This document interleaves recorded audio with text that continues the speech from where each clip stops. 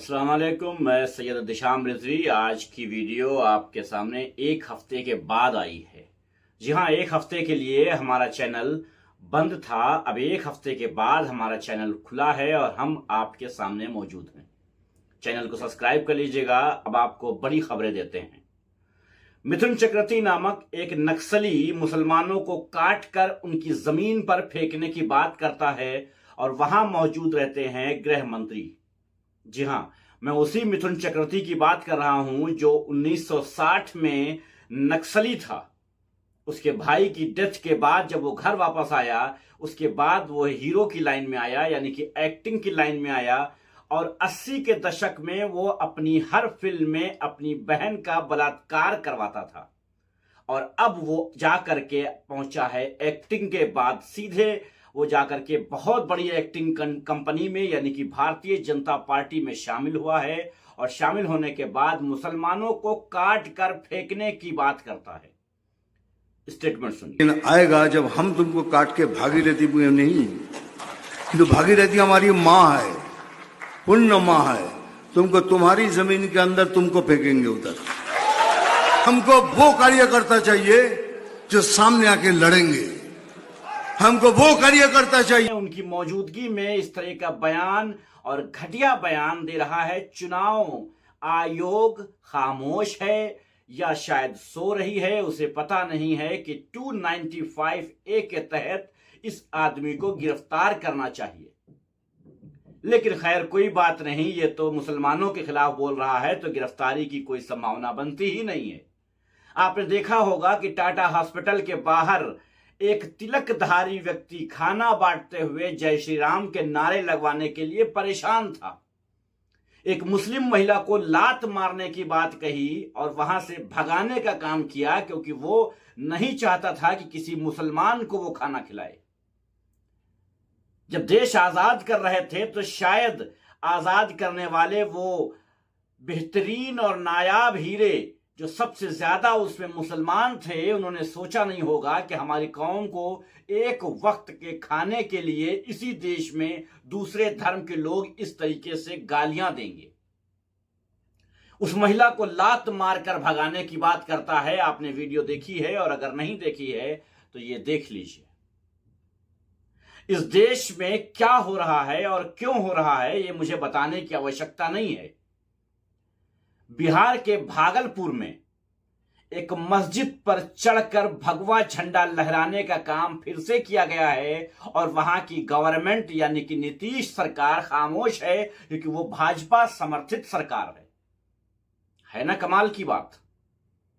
Israel के झंडे, किसी हिंदू धर्म के त्योहार पर इजराइल के झंडे लहराए गए लेकिन किसी की भावना आहत नहीं हुई, ना ही किसी के खिलाफ बुलडोजर चला है, ना ही किसी का अरेस्ट हुआ है। लेकिन अगर आप फिलिस्तीन का झंडा लेकर के निकलेंगे तो आपके खिलाफ कार्रवाई जरूर हो जाएगी क्योंकि इस देश में मजलूमों का साथ देना क्राइम होता है। इस देश में अगर आपको साथ देना है तो आपको जालिमों का साथ देना पड़ेगा, अपराधियों का साथ देना पड़ेगा, गुंडे मवालियों का साथ देना पड़ेगा, तभी आप इस देश में सुकून से रह सकते हैं। जैसा कि आप जानते हैं कि हमारे चैनल को 7 दिनों के लिए बैन कर दिया गया, ये कह के कि हमारी वीडियो जो YouTube गाइडलाइंस कैटेगरी है उसमें सही नहीं उतरती हैं। वजह क्या रही? क्योंकि हम इजराइल के आगे नतमस्तक नहीं हो पाएंगे। हम इजराइल को और नेतन्याहू को लगातार आतंकवादी ही कहेंगे। फिलिस्तीन में मारे गए मजलूमों को हम मजलूम ही कहेंगे। गजा में मारे गए मासूम बच्चों को हम मजलूम कहेंगे और उनके साथ हमेशा हर हाल में खड़े रहेंगे।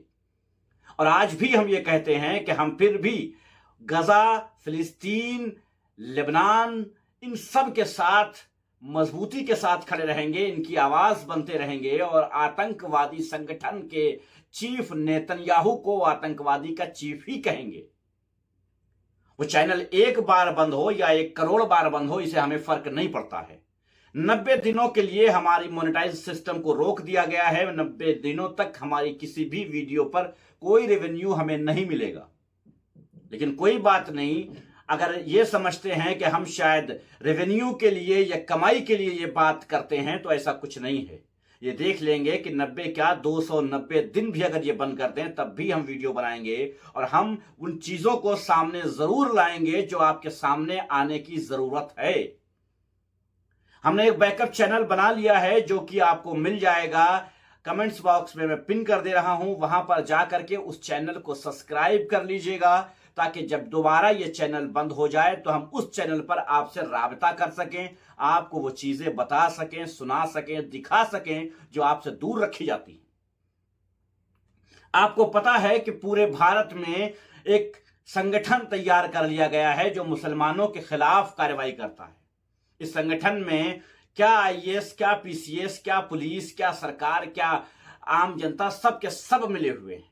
जी हां, इस संगठन का नाम है तिलकधारी। ये तिलकधारी संगठन है। ये जब जैसे और जहां चाहता है और जब पाता है मुसलमानों को नीचा दिखाने का काम करता है, मुसलमानों को मारने का, पीटने का और न जाने क्या क्या करने का काम करता है।